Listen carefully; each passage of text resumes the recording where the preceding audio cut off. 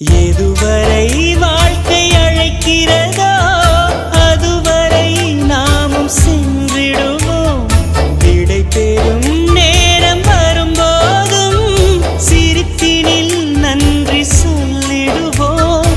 பரவசம், இந்த பரவசம் எந்நாளும் நெஞ்சில் தீராமல் எங்கே வாழுமே.